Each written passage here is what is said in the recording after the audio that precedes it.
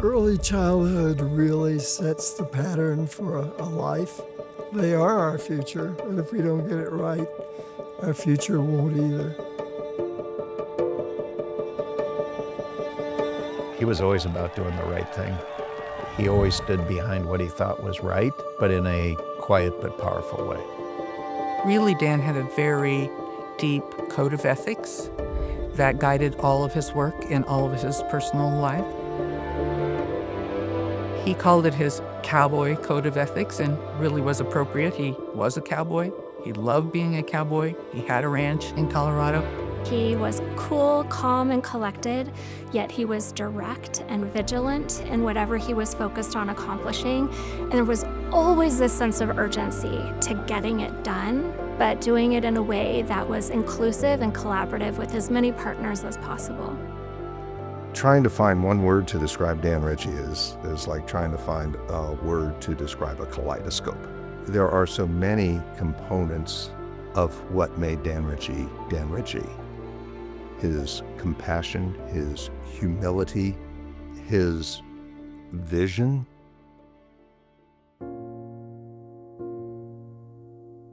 Dan's love of education and his focus on making sure that every single child has access to a quality education stemmed from his upbringing.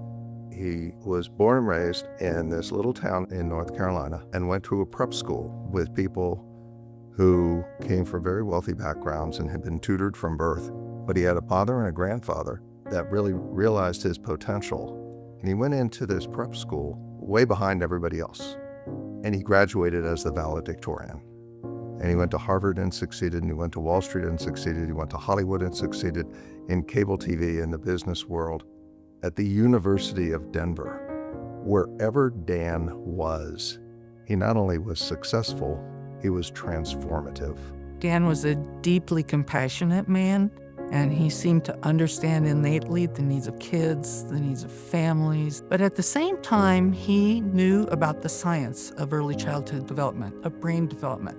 And he married those two, I think, to come up with his passion and his focus.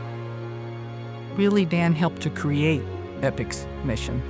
He was very knowledgeable about the needs of business from all of his years in business, and he knew that business leaders needed to be at the table around the idea of early childhood education.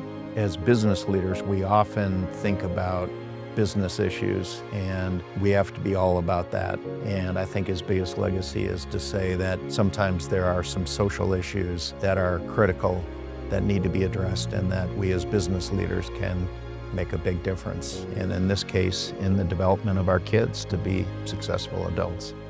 My very last dinner with Dan, he said, "Janice, you're the glue. People like us are the ones who make things happen and make sure that there are opportunities for others." And so that last dinner was my call to action, and I'm sure that there were so many people that had that same experience. The very last conversation they had with him was a reminder about how important it is to show up and to be action-oriented and to always be ethical. At the end of the day, he looked at his life as being one where he had been incredibly blessed, because when he was young, adults had steered him in a direction that allowed him to have the incredible life that he led. And he felt every child deserved that same chance.